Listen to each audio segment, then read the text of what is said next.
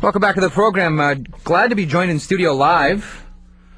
We can now say she works at LeafsTV, hosting, among other things, Leafs Late Night. But as we were mentioning with Big Daddy, LeafsTV, you work at that channel, and they spread things around, and God bless them for it. Jody Vance joining us live in the studio. How are you doing today, I'm Jody? doing really good. Good to be here with you guys. Yeah, pleasure to have you. Now, run down the laundry list of things you're going to be doing. Well, that's we the were funny talking thing. last week, and there's like, okay, I thought you were summing up. You were just kept on adding up. Yeah, no, it's pretty much what am I not doing, but that's sort of the way it is over at LeafsTV, and all of it's fun.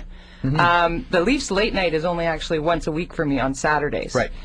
Saturdays are a very busy day for me. We do, on Saturday, for example, I will do a 10 a.m. to noon show right around the pregame skate. That comes Is that right kind out of of like the what they had with ACC. the reporters last year? Exactly All the right. same. They're calling it the early edition. Okay. Same thing, though, so I'll expect you to stop by regularly. Sure. I'll drink coffee. Oh, very good. And how do you take it? I like a little cream and a little sugar. Keep that in mind. Doesn't need to be a double, just a little. All right, no problem. Then we're doing the Gate 1 studios, which are just, I mean, every hockey fan that goes to the Air Canada Centre now will see our studios. They'll literally be able to walk into where we are broadcasting from. How big is this monster that I keep hearing about? I was at LeafsTV the other day, and they were trying to describe it to me, and then you came in and described a whole other beast. It's so hard to describe. See, we all went into the Air Canada Centre a few weeks back when they said, oh, you got to see, and there were these tarps hanging up. We thought, okay, well, that's got to be where the studio is being built.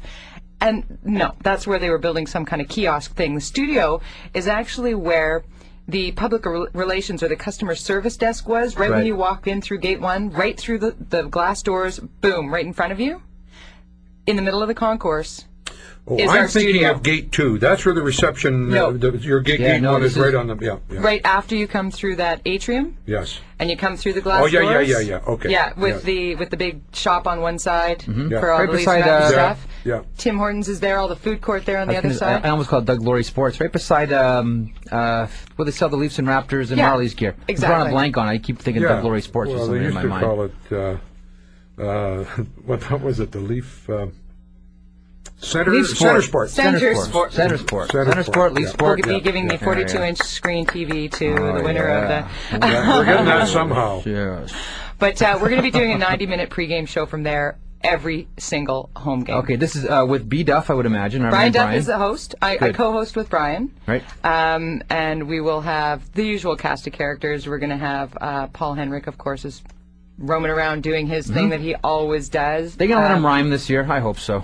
Oh, what would it be without that? I agree. Rick I agree. Vive. RV. Yeah. Greener's going to be there. Who else is going to be there? Greg Millen must be somewhere. Greg Millen, absolutely. Greg Millen's a huge part of it. We love Greg because he stirs up everything. Then we've got the late night, which coaches post-game. We're doing intermission stuff as well, but we do the post-game stuff, and then post-game, which is after the horn. I mean, it continues on into the wee hours of the morning. We're just going to keep breaking it down. When people want to know after the game, it doesn't matter where, Saturday's one thing, doesn't matter where the Leafs game might be that day. You want more, you're going to be on LeafsTV, for sure. So if you're doing it Saturday night, the CBC game is on. Yeah. You're going post-game, pre-game, and you said intermissions. You're not doing intermissions when you're not doing the game. No, we're not doing intermissions when CBC is doing the game, but we do intermissions into TSN and Sportsnet. Oh, do you? Because the Leafs own those broadcasts. Mowing your lawn over there, Billy. No, I don't know whose lawn they mow. No. We don't do the intermissions in the sense that we don't do the panel in the intermission. Like if it's on Sportsnet, you're still the panel in the intermission. Oh, I'm glad to hear we still that, do Jody. that within what Paul Henrik hosts. Yeah. We will do stuff within that because there's a little window of our involvement within what is the desk. You guys take the primary part. You throw down to the rink. We do the runaround. We do all the running around for you. Because we're actually in the rink, and that's what we're all about. So you will be a part of the persona of TSN and of Sportsnet. That is correct. Yeah, and that's different from what last year on TSN for sure. I believe that Paul Henrik still did some stuff for... Oh, yeah. I think he still hosted, and he would throw to the booth. We've expanded from Paul Henrik. We're going to have Jody and Brian Duff, I assume. I think so. Yeah. We're going to see what the animal looks like, but that's pretty much what I've been told. Yeah. I learn something new every day in my new job. Sure. It's a good bunch of characters you got down there, too. It is a good group of people. So really, even though we're not on the channel anymore, boy, I still have a lot of good friends over there and hardworking people. And they are very welcoming. They have been... unbelievable. I've been there 3 weeks, and I feel like a member of the family. And it's very inclusive, and everybody just wants to lift everybody up. It's like if your coffee cup's falling off the table, someone will go and grab it, even if theirs falling off, because they know someone else is going to grab it. Chris Clark would just laugh at me. Of course. Well, that's what he's all about. He keeps asking me who I am. Who are you? I said, I don't know. Apparently nobody, because I can't get my access card to get into the building yet. Can I see some ID, young lady? I got none. I got none. All right. To business. The Leafs are in because blank, and the Leafs are out because blank. Fill in each blank. Why will the Leafs make the playoffs, and why won't the Leafs make the playoffs? Gosh, that's hard to do just before camp opens. But come on. I'd say the Leafs are in the playoffs because their goaltender is going to be in great shape without chronic back problems, and I believe that goaltending that was the difference last year. Hugely important.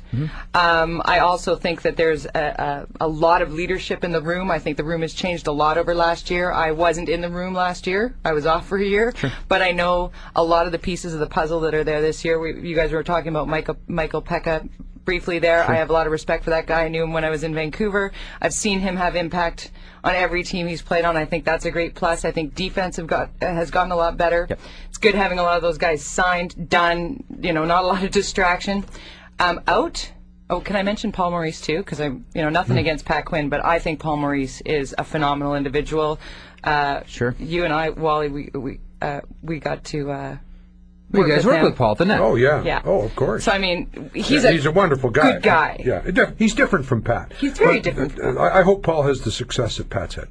That's what I hope for Paul. I agree. Because, as I said, nothing against Pat. No, he was spectacular. And it's a different front entirely. Yeah. And one of the challenges, as we've seen before, and this happens to Pat, and eventually this is going to happen to Paul Maurice, when you're a coach for a long period of time with one team, players get pigeonholed. Nick Antropov, you do this, and that's all you do. Right. Aki Berg, you do this, and that's all you do. Player, whatever, you do this, and that's all you do. And everyone, whether it's not just coaching, but any profession that you work in, after you're in the same position for a long time, you tend to pigeonhole people. And with Paul Maurice there, nothing against Quinn, but it's a breath of fresh air for a lot of these players. Mm-hmm. Well, it's an opportunity. Yeah, it's a whenever you get a change like that, the air is going to be fresh, either for a long time, or it's going to start to stale away like it always was, if in fact that was the case. I think whenever you have change, you're going to feel better about the situation.